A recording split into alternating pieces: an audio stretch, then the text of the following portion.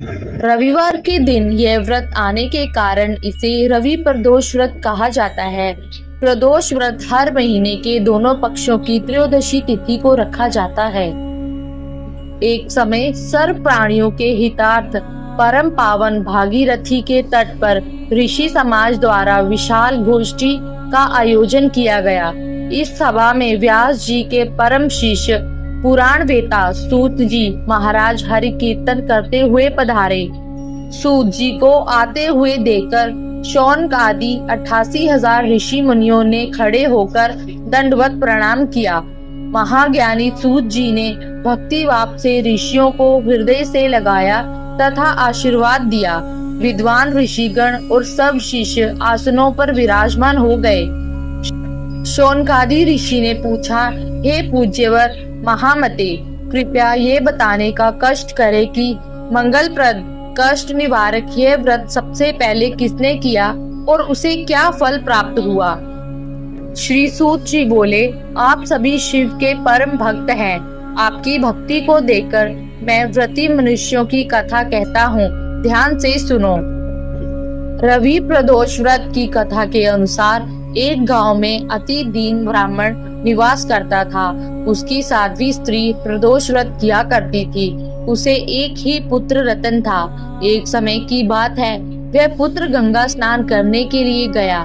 दुर्भाग्यवश मार्ग में चोरों ने उसे घेर लिया और वे कहने लगे कि हम तुम्हें मारेंगे नहीं, तुम अपने पिता के गुप्त धन के बारे में हमें बतला दो।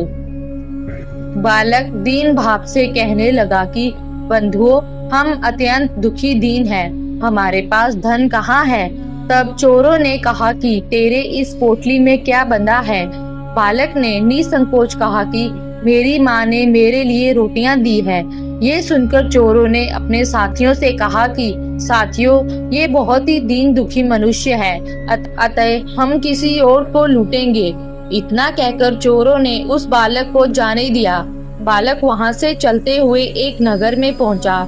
नगर के पास एक बरगद का पेड़ था। वह बालक उसी बरगद के वृक्ष की छाया में सो गया।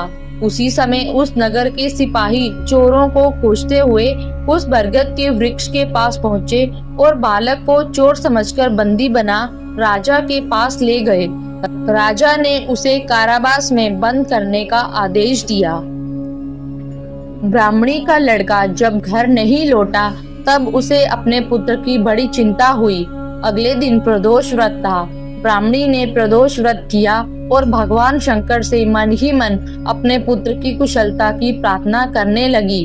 भगवान शंकर ने उस ब्राह्मणी की प्रार्थना स्वीकार कर ली।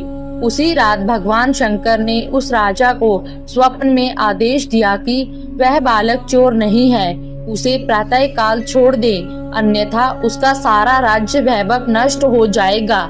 प्रातः काल राजा ने शिवजी की आज्ञा अनुसार उस बालक को कारावास से मुक्त कर दिया।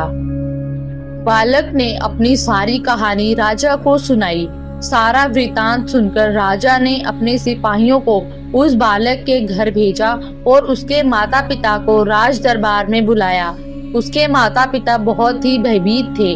राजा ने उन्हें भयभीत देखकर कहा कि आप भयभीत ना हो, आपका बालक निर्दोष है। राजा ने ब्राह्मण को 5 गांव दान में दिए, जिससे कि वे सुख पूर्वक अपना जीवन व्यतीत कर सके।